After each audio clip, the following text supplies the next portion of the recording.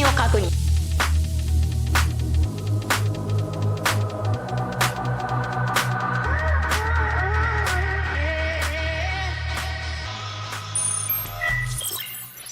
Hi guys, this is AC Gamer back with a new video on Slime Isekai Memories.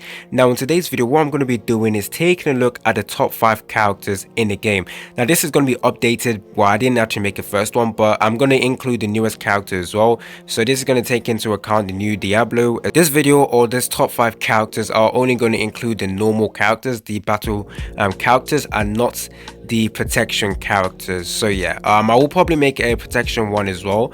But yeah, hopefully you guys like this video. Stay tuned for more content on Isekai Slime Memories. Tell me down in the comment section which one of those characters you currently have on your account, and tell me as well if one of your accounts or if your account is actually fully stacked with some of the best units in the game. Now just because some of the other units are not mentioned in this tier list or mentioned in this video, it doesn't mean they're not actually good. Like I said, top 5 doesn't necessarily mean that the rest of the characters in the game are absolutely trash.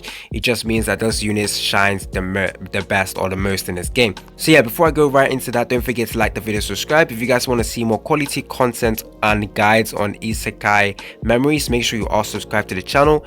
Make sure that post notification is also on so you guys get notified when I make a new video.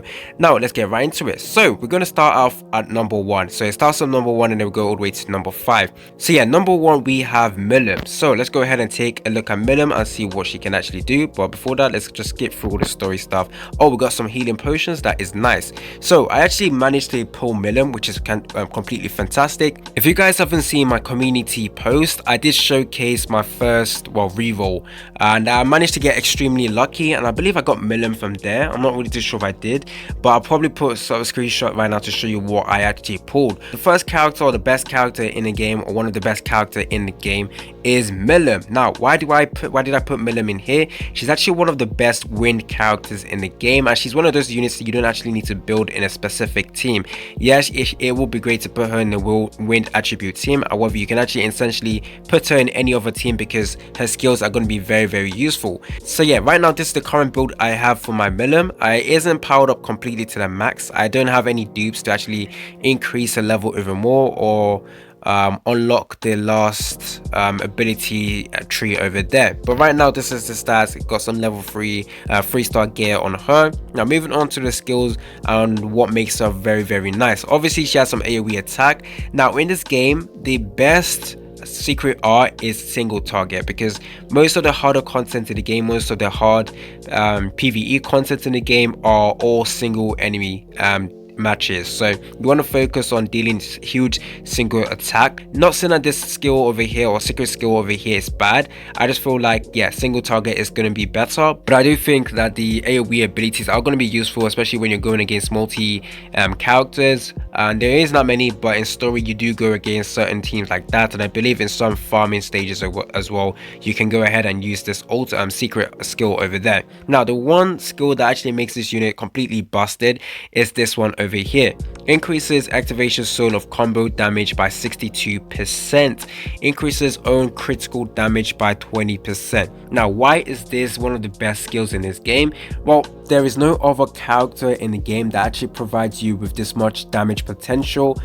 Thanks to the skill, Milim's wind attack lets you clear a stage well above the recommended EP and makes her very useful in any elemental team. So if you want to do extra damage, you'll first have to use this ability, then you will increase the amount of damage you do. Now obviously you do require 60 over here, which is quite expensive, but I definitely would recommend you guys to go ahead and focus in this. Now obviously the other skill she has is also quite good. Being able to increase all allies guard protection by 42% is also great, and her damage is also sufficiently good as well, so she isn't going to be lacking in the DPS department. So yeah, that is number 1, Milim Nava. This particular version, there is 2, I believe, is it 2 or 3 versions of Milim, but yeah, the good one is the wind attribute one. So moving on to the number 2 character, I currently do not actually have.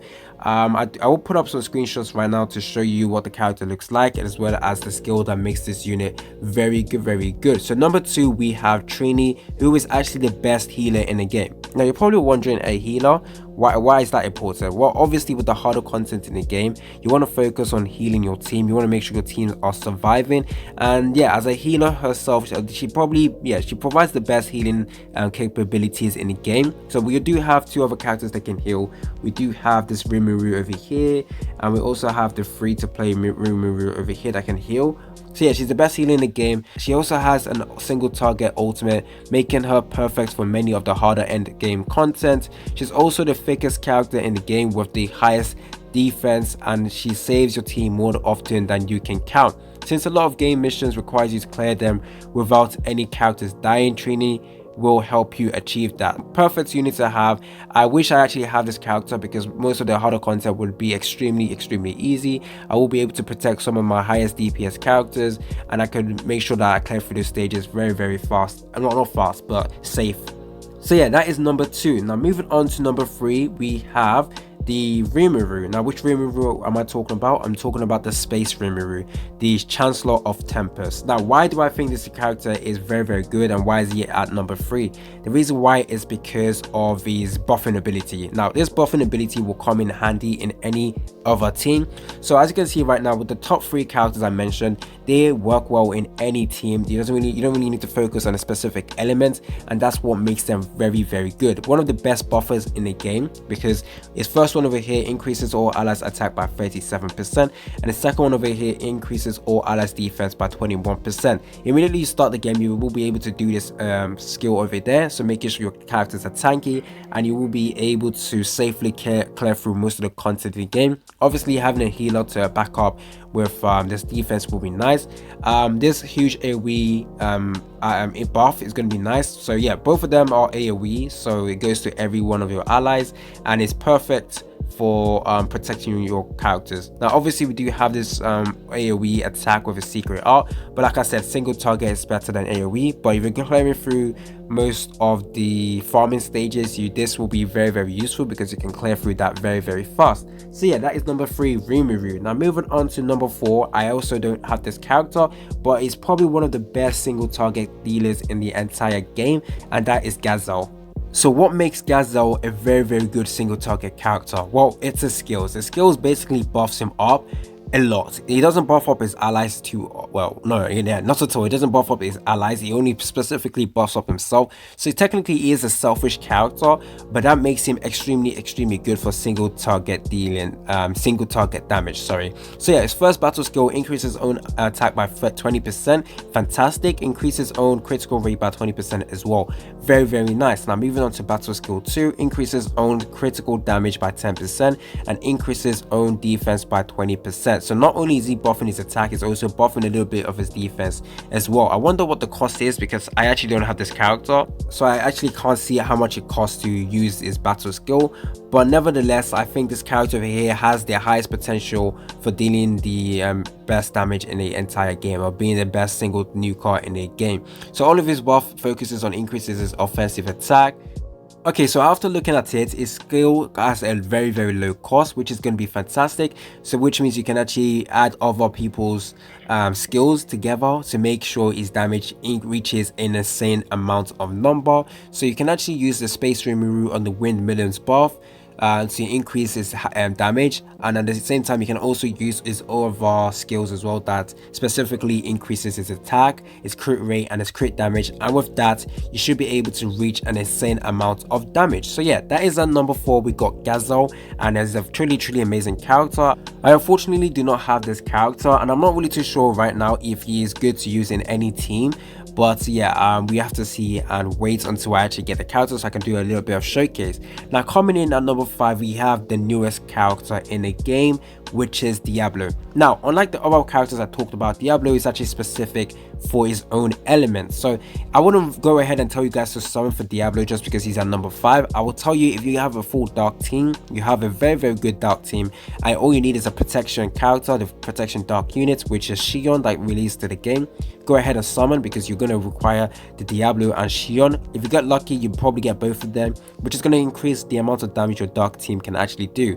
So yeah, with the Diablo, let's go ahead and take a look at his skills. So obviously we got the recruitment banner for him, so we can actually briefly take a look at his skill and see what makes him very, very good. Now, I'm not going to say he's a must-have character or a character you should go ahead and dump all your resources on, because he has one skill that is not that good, which is the one at the bottom, which is changes soul of skill ×1 into soul of divine protection.